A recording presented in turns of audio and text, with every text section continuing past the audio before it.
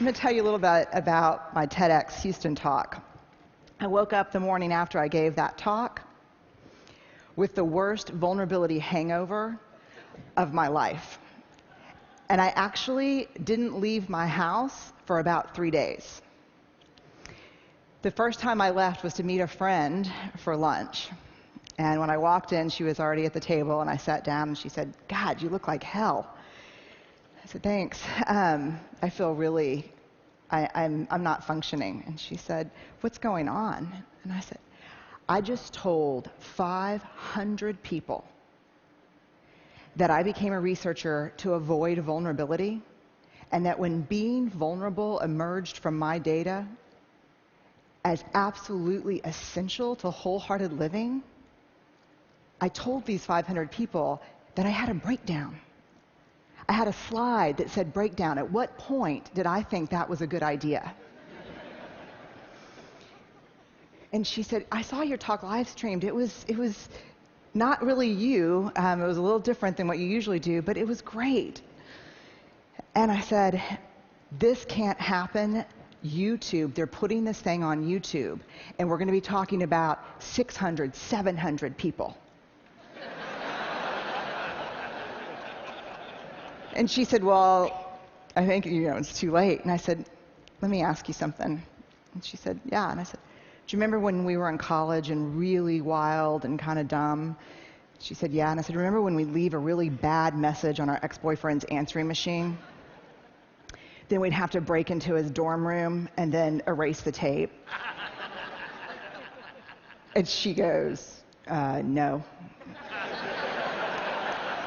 So, of course, the only thing I could think of to say at that point was, "Yeah, me neither.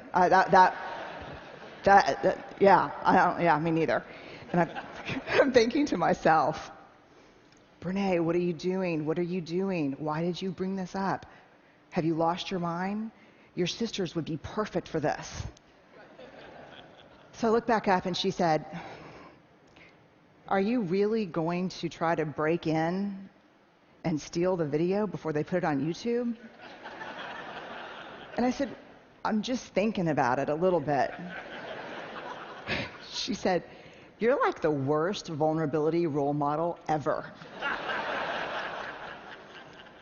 And then I looked at her and I said something that at the time felt a little dramatic, but ended up being more prophetic than dramatic. I said, "If 500 turns into 1,000 or 2,000, my life is over."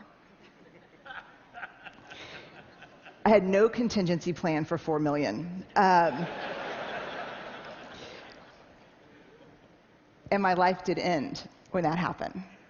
And maybe the hardest part about my life ending is that I learned something hard about myself, and that was that as much as I would be frustrated about not being able to get my work out to the world, there was a part of me that was working very hard to engineer staying small, staying right under the radar. But I want to talk about what I've learned. There's 2 things that I've learned in the last year. The first is vulnerability is not weakness. And that myth is profoundly dangerous. Let me ask you honestly, and I'll give you this warning. I'm trained as a therapist, so I can outweight you uncomfortably. So if you could just raise your hand, that would be awesome. How many of you, honestly, when you're thinking about doing something vulnerable or saying something vulnerable, think, "God, vulnerability is weakness. This is weakness"? How many of you think of vulnerability and weakness synonymously? The majority of people. Now let me ask you this question. This past week at TED, how many of you, when you saw vulnerability up here, thought it was pure courage? Vulnerability is not weakness.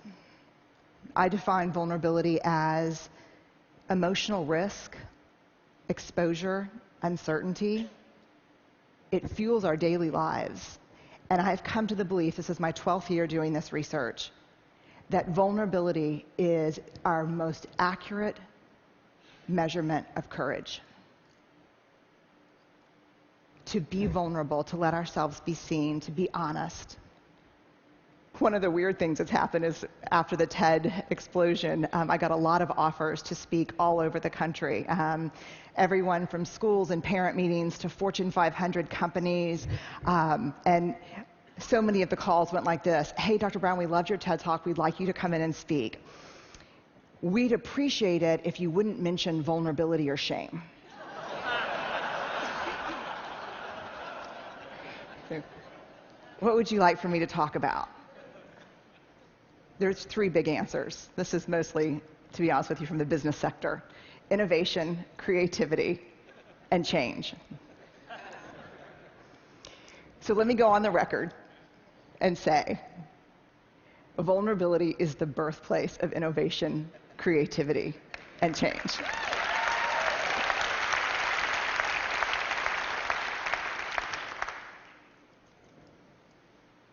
To create is to make something that has never existed before. There's nothing more vulnerable than that. Adaptability to change is all about vulnerability. The second thing, in addition to really finally understanding the relationship between vulnerability and courage, the second thing I learned is this. We have to talk about shame. And I'm going to be really honest with you. When I became like a vulnerability researcher, and that became the focus because of the TED Talk, and I'm not kidding that. I'll give you an example. About 3 months ago, I was in a sporting goods store buying goggles and shin guards and all the things that parents buy at the sporting goods store. About from 100 feet away, this is what I hear. Vulnerability TED! Vulnerability TED!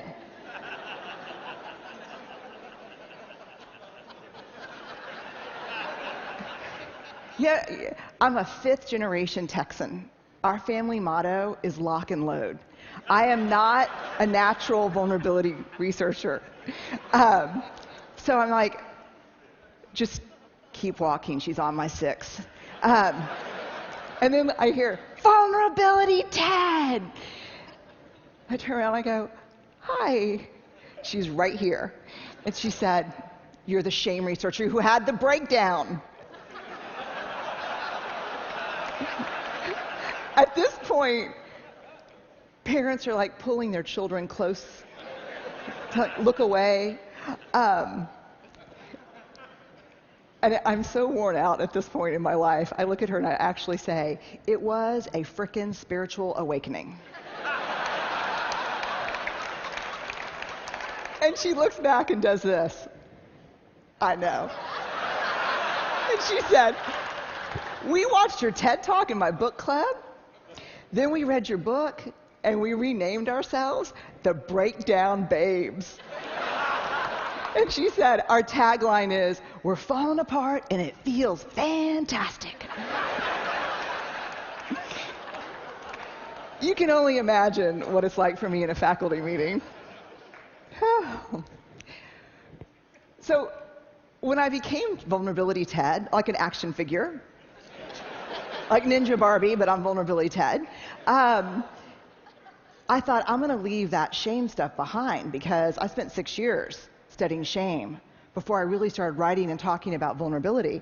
And I thought, thank God, because shame is this horrible topic. No one wants to talk about it. It's the best way to shut people down on an airplane. What do? I study shame. Oh.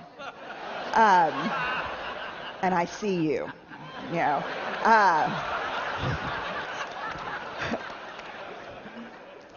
But in surviving this last year, I was reminded of a cardinal rule, not a research rule, but a moral imperative from my upbringing. You gotta dance with the one who brung you.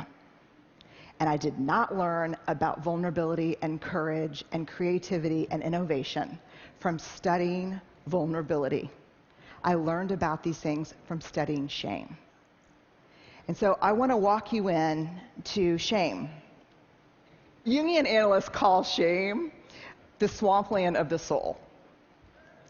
And we're going to walk in, and the purpose is not to walk in